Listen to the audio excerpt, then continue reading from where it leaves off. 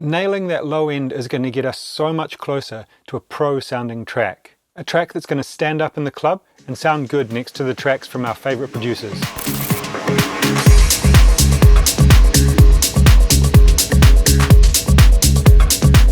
Hey guys, Dilby here. Welcome back to the channel.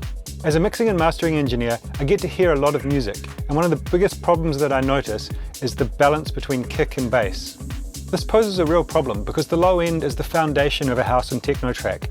It dictates so much about the end result.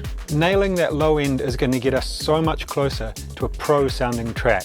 A track that's going to stand up in the club and sound good next to the tracks from our favorite producers. So as I said, a great mix starts with a solid foundation. From a functional perspective, nailing this foundation is so important. If we get this foundation right, the rest of the mixing process is going to be so much more straightforward and much less likely to fall apart later in the process. The thing is, getting good at mixing takes a lot of time and practice. For you, it might come more naturally. For me, it took a lot of time and practice. So what we're going to do is utilize a reference track to help us get to where we want to go.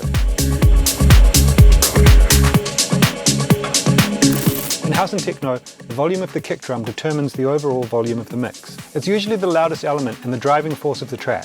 When setting the level of the kick drum, it's important that we leave ourselves plenty of headroom so that we can adjust things later on and we avoid digital clipping on the master. Minus 11 dB is a volume that seems to work well for me. It's loud enough but gives me plenty of headroom for adjustments later. Okay guys, here we are in Ableton and I've put together a little groove to demonstrate how this is going to work. Let's take a wee listen.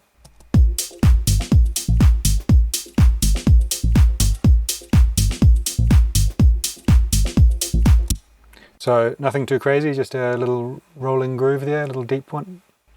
Okay, so first things first, we set the volume of the kick, and I like to set it at minus 11 dB. Now how that works, I've actually already adjusted it. I'm going to show you how I figure out what is minus 11 dB. On my master, I've got a gain plugin.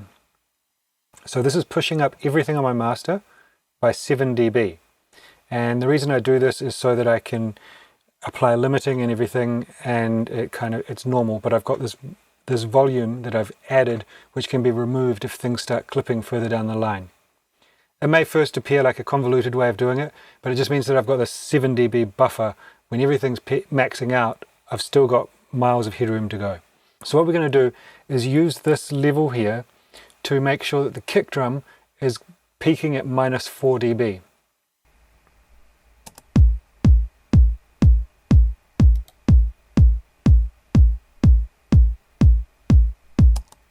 So that's right where we want it. It'll allow us to level everything based on the volume of the kick drum. The kick drum will still be the loudest thing in the mix, and we've still got so much headroom to go.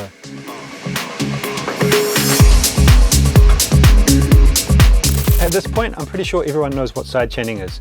Just in case you don't, it's when we use the input volume of the kick to duck out the bass. If you want a more detailed explanation, just search sidechain compression on YouTube and pick one of the 10,000 videos and check that out. That said, sidechaining is still super useful and I use it in every track. So step 1, sidechain your bass using whichever method you prefer. So step 1 is to sidechain your bass using your preferred technique. The old faithful compressor, the set it and forget it LFO tool, or the frequency specific track spacer method. You choose. Finding the right reference track is important. Firstly, it has to be good. Get something that you know is mixed well, that you think has got a really great balance and sounds good in the club. Something that has a really well balanced low end. You also want to ensure that the low end of your reference track is similar to your low end. If your track has a rolling bass line, you don't want a reference track that has sustained notes in the bass. Get something that's similar, that has a similar bass line to your track. I also recommend trying to find a reference that's got a similar BPM and the same key as your track. The key of the track is going to influence the sound of the bass, whether it's more audible and punchy or more subby, and this will influence our decisions on how loud we mix the bass. As I said, it's really important to find the right reference track, something that's close enough to what you're working on. So the track that I've chosen here is an oldie but a goodie from Mihai Popovicchio. Now let's just take a listen.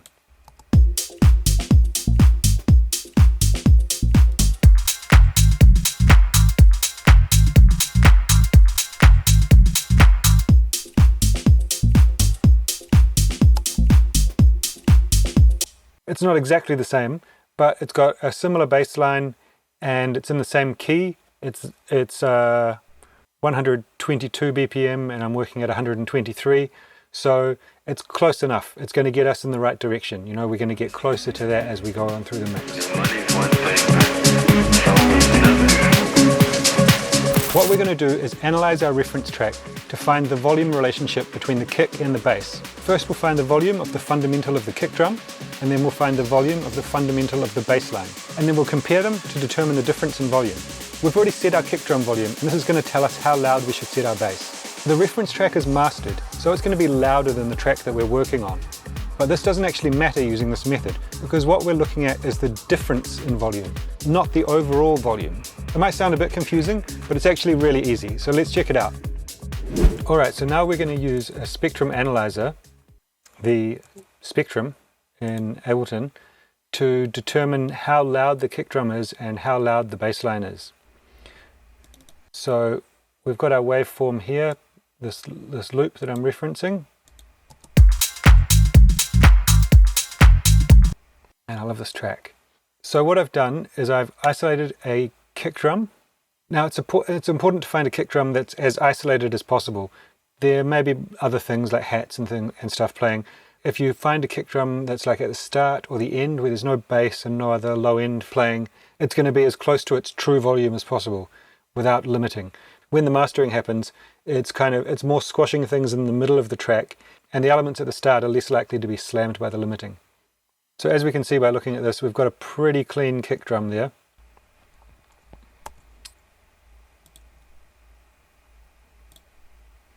Now I'm just going to draw in a little volume envelope, and we don't want this click. It doesn't really matter, but it's better to be safe than sorry, right? So let's take a listen.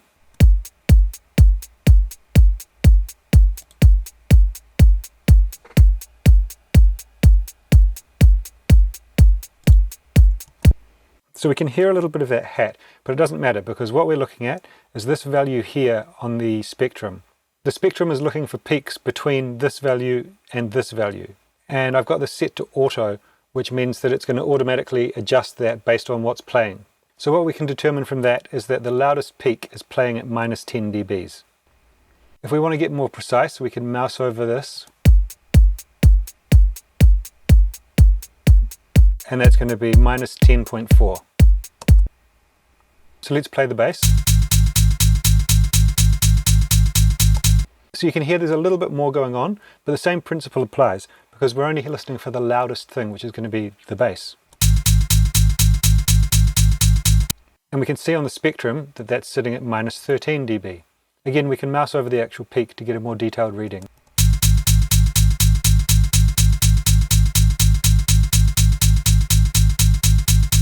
So that's saying minus 13.3. So that's about a 3 dB difference between the kick and the bass.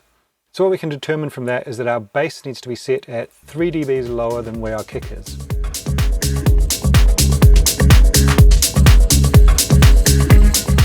Okay, so going back to our groove.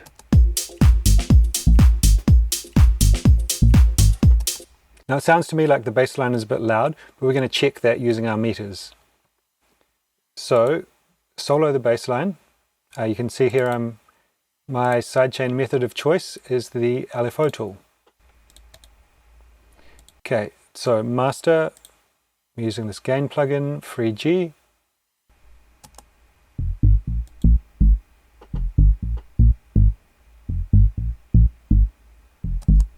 So we can see there that that's actually peaking at 1 dB louder than the kick.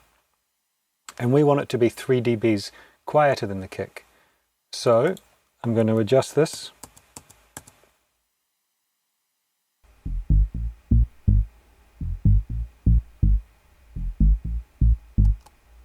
Okay, so that's pretty close. We might want to adjust it a little bit by ear, but listen to them together.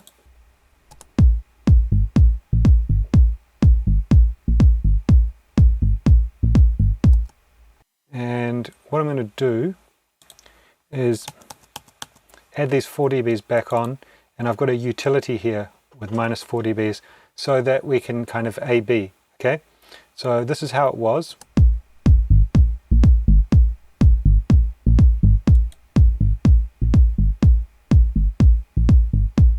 so that we can hear that when we actually take that volume down, the kick and the bass groove more nicely together, because the kick is the foundation and the bass is just adding that swing in between. It feels more like they're talking to each other. Now in context with the rest of the groove,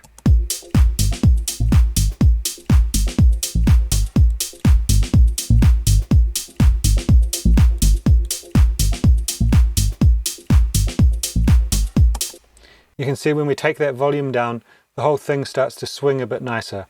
And the aggressive volume on that bass is not overpowering the mix anymore. Ooh, that sounds sweet! When I mix, I send the kick and bass to a bus and then process them together. I find it helps them to gel and kind of sit nicely in the mix. So the final step that I like to do is bussing my kick and bass together and processing them as one.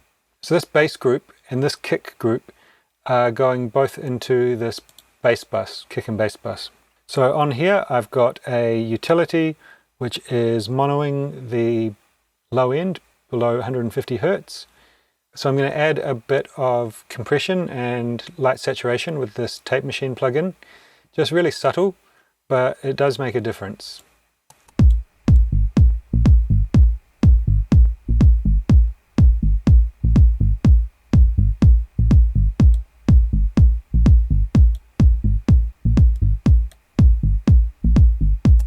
I feel it just helps glue them together.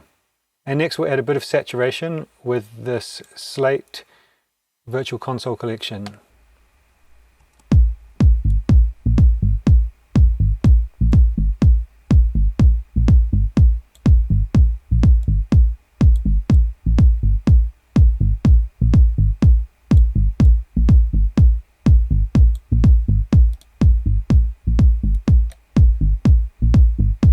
So again, just really nicely gluing those things together.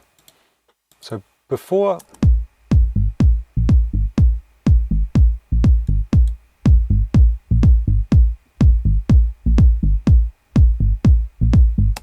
and after.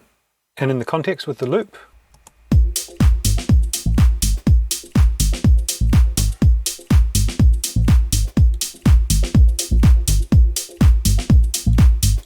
now I realize everyone doesn't have Slate Digital, so I'll just show you with some Ableton plugins how we might achieve the same thing. Audio effects, and I'm going to chuck a glue compressor and a saturator. Let's turn that off for now. We're going to set the glue compressor to about 3, and we'll set this to release to quite fast, around 2, ratio at 4. Now what I'm dialing in here is basically like the classic glue compression settings.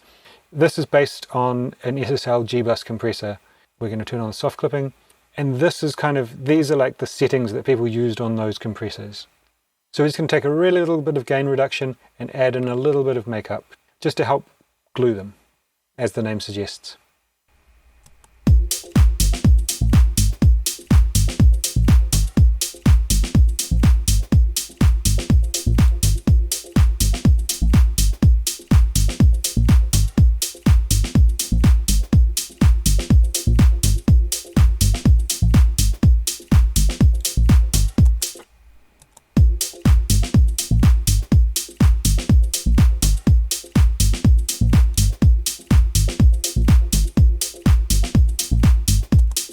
And with the saturator, I like the preset, the first one here, a bit warmer.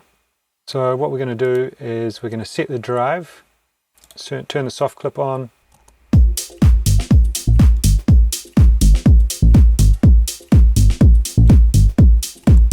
turn the output down to match the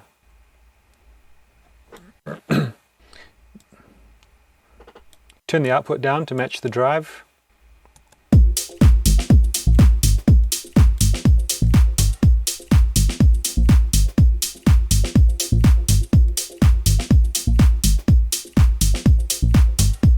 And we're using this dry wet knob to just bring in a little bit of that, so it's really subtle.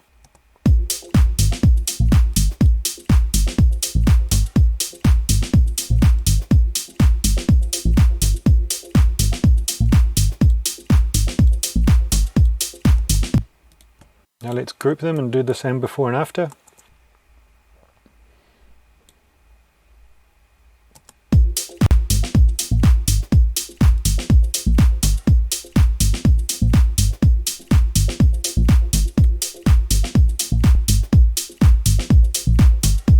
So it's got slightly different characteristics to the Slate Digital version, but it does the same kind of thing. It's going to get you in the right ballpark without spending all the money on the Slate Digital versions.